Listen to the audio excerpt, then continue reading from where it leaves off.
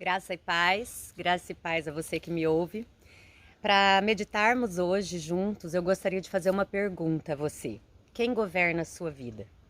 De acordo com a sua resposta, você vai ter o entendimento baseado, fundamentado pela palavra de Deus, aonde a sua vida aqui na Terra vai chegar, como ela vai acabar a vida aqui na Terra. Então vamos lá, vem comigo.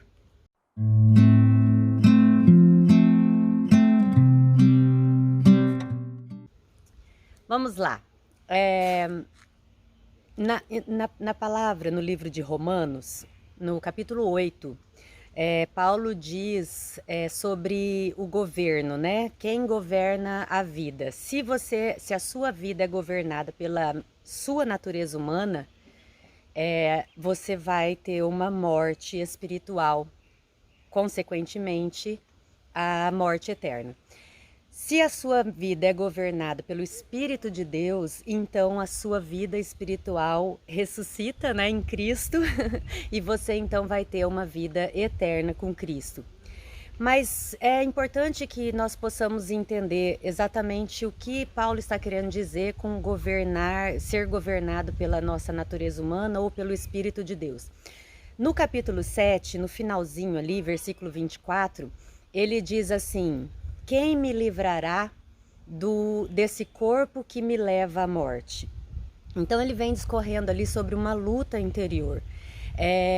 Na antiguidade, existia uma pena de morte onde as pessoas condenadas tinham um cadáver amarrado nas suas costas. E você pode imaginar, então, uma pessoa viva com um cadáver amarrado nas suas costas, onde esse cadáver vai apodrecendo, né? Vai se decompondo, e essa decomposição colada no seu corpo vivo, então vai te trazendo ali bactérias e vai te apodrecendo vivo, e os bichos vão te comendo vivo, ou seja, uma morte terrível e lenta. E isso é real, isso acontecia. Então Paulo estava dizendo, fazendo uma referência a esse tipo de morte. Quem me livrará desse corpo que me leva à morte? E o que ele estava querendo dizer? Quem era esse corpo? É a sua natureza humana. A minha, a sua natureza humana. Nós nascemos, né, destituídos da glória de Deus, ou seja, nós temos uma natureza corrompida, que é a nossa herança da matriz corrompida, que é Adão e Eva. Então a gente nasce corrompido, essa natureza péssima, essa natureza mal, essa natureza que não tem nada de boa. Então Paulo vem discorrendo ali, né? Ele fala, é um texto bem conhecido, onde ele diz: o bem que eu conheço, né, que é a lei de Deus, o bem que a minha mente concorda, eu não faço. E o mal que eu não quero fazer, esse eu faço.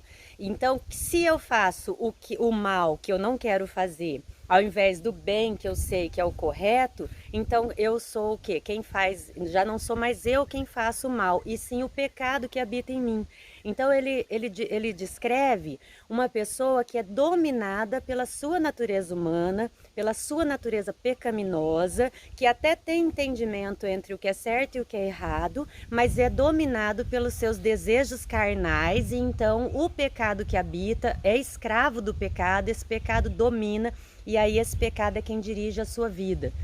E ali ele fala, nesse final do capítulo 7, quem me livrará desse corpo que me levará à morte? Ou seja, quem pode me livrar dessa minha natureza corrompida, essa minha natureza humana que me escraviza no pecado, que é fraca, que mesmo sabendo o que é certo, faz o que é errado porque é dominado pelo mal, pelo pecado. Quem?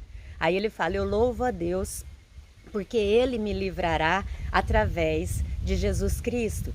Então, Jesus que foi condenado na carne, né, naquela cruz, pelo meu e pelo seu pecado, esse Cristo, ele então dominou, já pagou por todo esse pecado e nos libertou dessa natureza pecaminosa. Então, esse corpo que me leva à morte, esse corpo apodrecido, amarrado em mim, que me condena, que aos poucos me apodrece, então em Cristo Jesus eu sou liberta dele. Aí já no 8 ele começa, né? Nenhuma condenação há para aqueles que estão em Cristo Jesus. Então, Paulo estava dizendo que ali ele estava dominado e fazendo o que o pecado domina, manda? Não, ele estava fazendo uma referência para aqueles que não têm Cristo Jesus. Então, quem não tem Cristo Jesus está dominado por esse corpo putrefado, apodrecido, amarrado em suas costas, e aos poucos vai morrer.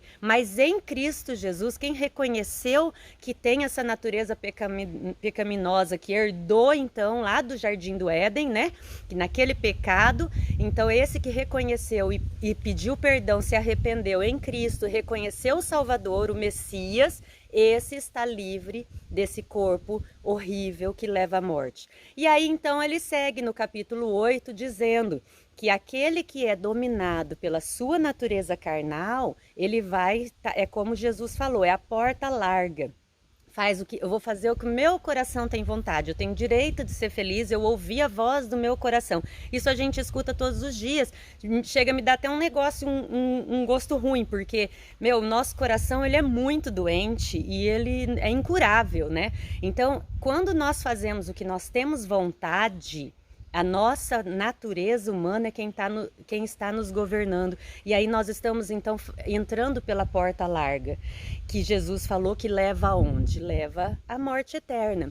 E aí quando a gente é dominado pelo Espírito Santo de Deus, porque nesse reconhecimento do Messias, do nosso Salvador, que está nos livrando desse corpo horrível, então o Espírito de Deus habita em nós, e aí nós somos filhos de Deus, e ali ainda no capítulo 8 Paulo fala, e nós podemos, porque o Espírito de Deus, ele testifica com o nosso espírito que nós somos filhos de Deus, então nós podemos chegar com fervor diante do Criador do Universo, do Todo-Poderoso, do Deus Altíssimo, do que tem todo o domínio, e falarmos, Pai, meu papai, Abba, Pai, né? Com convicção, com paz interior, porque nós somos filhos. Só que esses são dominados por quem? Pelo Espírito de Deus e não pela sua natureza humana. Então, é isso que faz com que a gente entenda se nós entramos pela porta larga ou pela porta estreita, que Jesus falou da referência. Poucos são os que vão encontrar a porta estreita, porque poucos são os que se deixam ser dominados pelo Espírito de Deus. Não adianta você confessar Cristo como seu Salvador, como seu único e suficiente Salvador e Senhor, e a partir disso continuar realizando os desejos da sua natureza humana.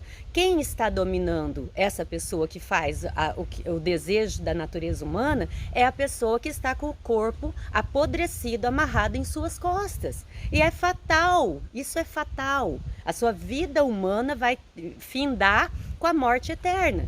Agora, aquele que está em Cristo Jesus e se deixa ser dominado pelo Espírito de Deus, já não faz mais a sua vontade, sim a vontade do seu Pai. Aquele que caminha nessa intimidade a ponto de conhecer a vontade do seu Pai, que conhece a lei que Paulo fala que é boa e que faz com que, e que deixa com que o Espírito de Deus domine a sua natureza humana e faz então a vontade do seu Pai, esse sim encontrou a porta estreita. Não é um caminho fácil, é um caminho apertado, mas que leva à vida eterna. Então Deus é Espírito e importa que nós o adoremos em Espírito e em verdade. Então nós precisamos ser governados pelo Espírito de Deus. Nós precisamos nos humilharmos diante do Pai e pedirmos e clamarmos a sua graça que nos capacita a vivermos de acordo com a vontade dele. Lá em 1 Pedro, a palavra de Deus diz que Deus veio nos livrar de uma vida inútil. Então, a salvação, a graça de Deus, não é só pela salvação da nossa alma na glória, a partir da vida na terra. Então a graça de Deus vai me dar a vida eterna, mas aqui na terra é como se não existisse? Não. A graça de Deus nos capacita a sermos totalmente dominados pelo Espírito Santo de Deus, e então nós somos libertos de uma vida fútil, de uma vida inútil. Jesus salvou a nossa alma para a eternidade na glória com Deus, mas também salvou a nossa vida terrena de uma vida inútil. Veja bem, uma vida inútil. Então, nós precisamos buscar humildemente em Deus essa direção para que possamos então ter a vida abundante aqui e agora. A vida abundante é aqui e é agora, e de glória em glória, até chegarmos então no grande dia. Mas isso só é possível se formos governados pelo Espírito de Deus, porque aquilo que quero fazer, isso eu não faço, mas o pecado que habita em mim é quem me governa. Mas nenhuma condenação há para aqueles que estão em Cristo Jesus. E aí então é o Espírito de Deus quem passa a governar a minha vida, e assim, consequentemente, a vida eterna é onde eu vou chegar, mas ainda hoje eu terei a libertação de uma vida inútil, e então vou viver a vida abundante hoje e agora. Fica com essa palavra e medita: quem governa a sua vida? Em nome de Jesus.